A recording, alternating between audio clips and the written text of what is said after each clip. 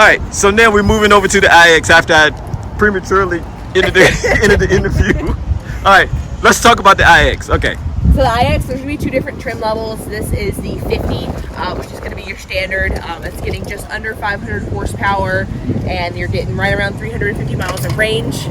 There is one that's right above this. It's the M60, and you're getting just under 700 horsepower in that one, and then it's getting right under, or it's getting right at 300 miles of range. It's like 301 is what it's estimated at range. Well, on the first look of it, I like this one a little better. Yeah. Because it does look a little sporty. No offense, but this looks a little boxy. Let me back up a little bit. It looks a little boxy to me, but might not be to others. This looks a little sporty, again, to me, but not necessarily for others. But this is something that I'll just look at, the body overall of the vehicle, and if it speaks to me. Now, what's the price on this one? So the iXs are going to start right under 85. There you go. And some change. There you go. I know how to pick out the expensive ones. Yeah, they do. They do come with a lot of stuff. They were supposed to be, so when BMW first came out with their full electrics, besides like the i3 back in like 2015, they came out with the i4 and the iX. So the i4 was supposed to be your playoff of the 4 Series Grand Coupe, which is exactly what it is. It's just an electric 4 Series Grand Coupe. The iX is a whole thing of its own. It was supposed to be very concept-esque, really kind of push the rules from what BMW normally does. It's very different. It's most comparable to your X5 size, but it doesn't use the same chassis as any of our cars. So how different? Body. But so how different? Because you've said different about 3 times in this short interview. I think you like this one too as well, right? I do like the iX. I actually demoed the iX for a few nights, so I really do enjoy the iX. But it's supposed to be, people call it like the most futuristic one that BMW's come out with, which is what BMW's purpose was. BMW normally is very performance based. They keep everything standard. They want you to just enjoy the drive. This was supposed to be different from that. But you showed me some stuff in this vehicle here by doing your finger and you're turning down the volume. So what can you do here? You can do the same stuff. So this is going to have, so this got the curved display before the X5s did. The X5s just got the curved display for 2024. Okay. The iXs have had the curved display since 2022. Okay. So they've had that for a little bit longer. They use a different steering wheel. The center console is different. The doors are different. There's no door handles. Yeah. These are completely handleless. Right. You just push it open over here. Right. And then there's no handle on the inside. You just have this button right here. Right. This has the same Harman Kardon system, but it's different for the iX and everything. If you test the differences between the system, this one is going to sound drastically better than this one will. More power. It's something they did with all the iXs. They focused on a lot of the surround for them, and they have the Harman Kardon comes standard with the iXs, which is different from any other model, so you don't usually get that as a standard option. And then you can also go to the Diamond Bowers & Wilkins, which is an 18 speaker system. Yes. And it's an incredible surround sound system. Yes. I do have floor standing Bowers & Wilkins. I've had them since 1995. Okay. So I'm an audiophile. So Bowers & Wilkins, yes, I think the best speaker out on the market. Yeah. But I'm a little tainted by that. And I do see the blue seatbelt. So do you want to show me the back first? Yeah, sure. Okay, so we're going to go in the trunk area here.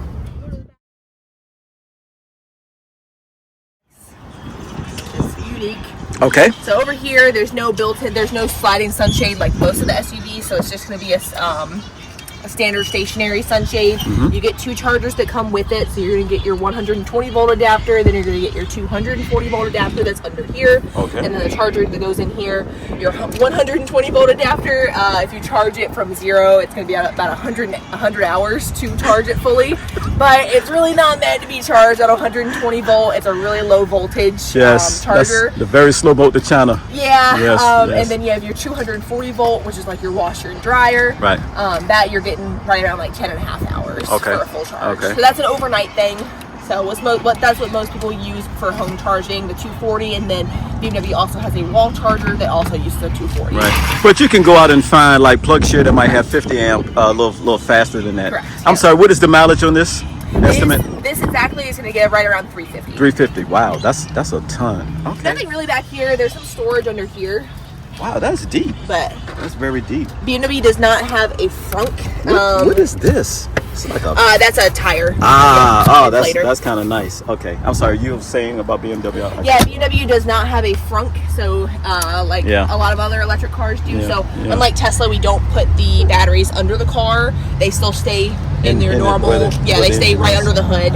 All right, so this is like lights that can reflect out, or so these are actual. It's a fun thing about these, how they designed it. And blame the engineers for this one. Okay. So this is actually just another set of taillights. So by law, if the trunk comes up and it takes the taillights with it, there has to be another set of taillights under it.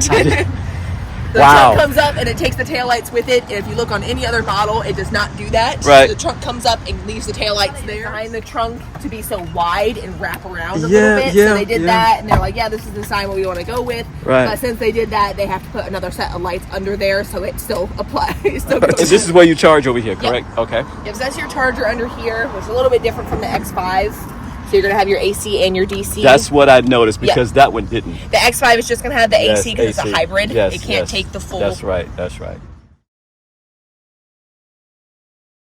Stuff on it. Now, I'm going to tell you, the kidney grill, most people hate it. Yeah. Some people love it, and some people say it has to grow on me. Yeah.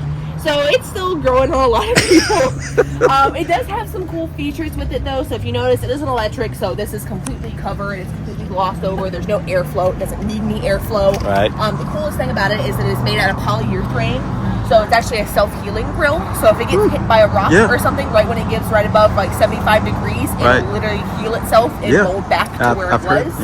You have a camera right up here. There's actually, I don't know how to manually make it do it, but this part will pop out and spray the camera and clean the camera. So it's just really interesting to watch. I don't know why I like it so much. And then you cannot open the hood. So the tech has to open the hood. The hood is not openable unless you have a tech do it. Right. So your windshield washer fluid is right there. Oh, wow. Okay, so again, only one source of liquid in your car, which is the windshield wiper, and that's about it. Fluid, I'm sorry. Now, the one thing that the engineers could have scored big bucks if they would have had some lights here. Yeah. Some type of cool effect. Well, I wouldn't say effect because it would be distracting. Maybe softer white lights or something like that. Don't know, but that would have been a hit for me. And they might do something like that in the future. BMW does have a lot of illuminated grills. So we have the X6 and the XM and the i7 that have the illumination around the right? Grill. Yes. So they might eventually add it to the IS, but right now they don't have it up there. Okay. But it has been an option in the past. All right, so let's go inside. Oh my God, look at this center channel here. Is that big enough or what? Jeez almighty. Okay. How many speakers we got here, darling? We got 16 in this one. Oh, 16. I thought you were going to say 18. I thought you were going to... 18 is the Diamond Bowers and Wilkins. Yes, that's right. Diamond Bowers and Wilkins. But yeah, there's a lot of unique features to these, to the other BMW. So we still do have the same screen that the X5 shares with it, that a lot of our models share with it now. Your seat controls are not on the seat. They're on the door. Yes. So that's how you control those. Right. And I saw the crystals back in the day with these. They were all crystals. Yep, so you can get those as long as you have the executive package. Right. So the executive package will give you the crystals for those. It'll crystallize this, and your volume button, and your start stop. Right. Now, is there film on this at all? It is, yeah. Okay, I can, Yeah, there's a film on it. You. Okay, because it looks like it does. Okay. Yeah, there's a film on it, but yeah, it has a very Concept S steering wheel. Another really good thing about the iX is, I don't know how they did it, but this is probably the roomiest car that BMW has ever made. I'm not sure why. The front seat is extremely roomy. The seats are very wide and they're very comfortable. Right. And the back seat, I'm right around 6 foot. I can fit back there with a 6 foot person sitting in front of me and have like almost a foot of knee room. I just started to ask you how tall you are because I'm 5'7" and my knees are nowhere near touching this. And it's pretty much roomy, as you said, back here in the back. Their back is extremely roomy. I don't know why there's so much like room back there. It is insane. BMW uses the glass roof, so this is the only car that is going to input the glass roof in any of the models. Every other one is going to be a moonroof that moves. This one does not move. It does not have a shade over it, but it can change the opaqueness of it. So you can change it from right there. Oh! It appears and it disappears. Yep. Oh my God, look at that. Wow, go ahead, BMW. It's a little harder to see with the raindrops up there. But I can see the pole. Yep. And now I don't see the pole. So that's how you actually get the voice activated. BMW, navigate me to wherever, right? You can do that, or you can hit the button manually. Right, or if you're at Apple CarPlay, you can ask for Siri, or you can hit it on your phone.